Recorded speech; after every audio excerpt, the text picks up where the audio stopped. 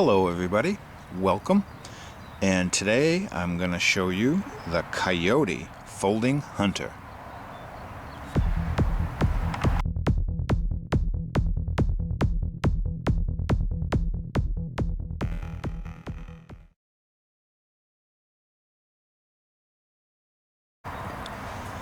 Here's a look at a couple of knives, both of them identical, that myself and my father both worked in a paper mill, and before I worked there, the mill set a particular record on one of their paper machines, and they made a little reward or commemorative knife of the event and passed it out to all their employees. And they had extras, and my father ended up getting more than one, and he brought one home and gave it to me. And I actually have his and mine. He's God rest his soul. But let me just show you that the writing doesn't come on these knives, but they were often used for gifts and could be engraved, such as this one. And you can see there's a company logo. But it's a folding hunter, and it's very similar to the Buck 110, which was my last episode, if you're interested in looking at that. But this is a cheaper version. The sheaths that come with them are leather, but they're, compared to the Bucks, thinner, cheaper, and the construction is a lot less desirable. There's no loop, there's just a slot for your belt in the back. But you do have a couple of brass rivets, and they're adequate to carry it with. But let me tell you about the knife a little bit. Whoops, excuse me. These were made by the Colonial Knife Company. And the Coyote brand by Colonial Knife was made inexpensive to compete with Schrade knives in the 80s and 90s. So they were trying to steal a little of Schrade's, I believe, LB7 market. And this is a full flat ground clip point blade, and it's a carbon steel blade, and it has a nail neck. I'll show you the blade tang. Coyote, made in U.S.A. Nothing on the reverse, but a lot of people didn't care for the Buck 110 Folding Hunter because they were stainless steel.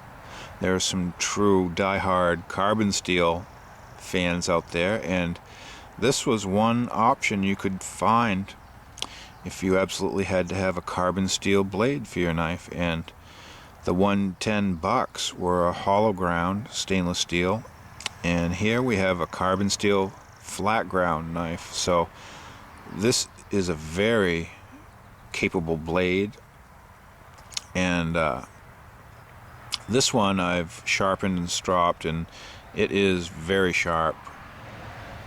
It is a green Delrin handle scales, and that's just a heavy duty plastic, very durable. And you can see we've got brass pins and bolsters, and it's many layers. You can see there's a bolster and the liner, and the back spacer is just a layer of stamped brass, I believe. I believe it's all brass.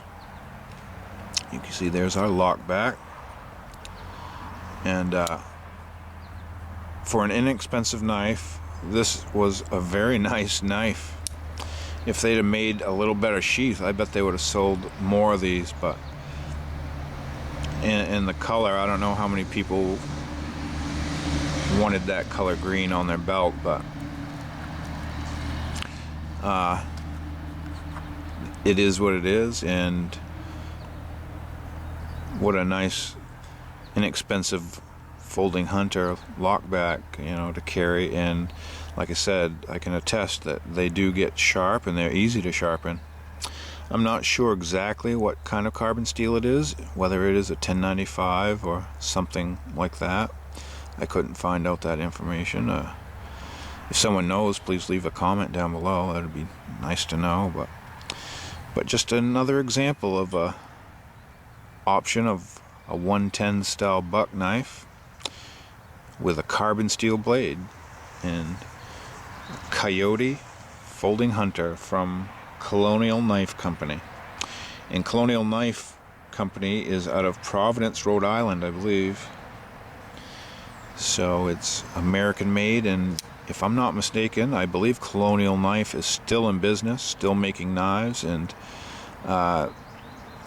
they have a lot of knives that you probably have seen before, and they have quite a few military knife designs they've supplied to the armed services, and a very historic knife company. More I don't know if you want to say a budget line of knives, but they're decent quality. I mean, there's nothing, it's construction, you can tell they did things cheaply, but I mean, it has a little bit of side to side, but so do most 110s. And there we have a lawnmower. But as far as a nice user knife, this would be great. You might want to find a better looking sheath if you want to carry it on your belt, but I'm sure you can find these around, probably used. You can see I'm cutting this into my video a little early, but in a few minutes I'm going to tell you that these were made in the 90s, and you can tell that this was issued in 88. So these were the late 80s construction, I believe. And this particular knife has the Coyote etching on the blade. It's the same thing as my other one. And this one on the blade tang says Coyote, Providence, Rhode Island, U.S.A.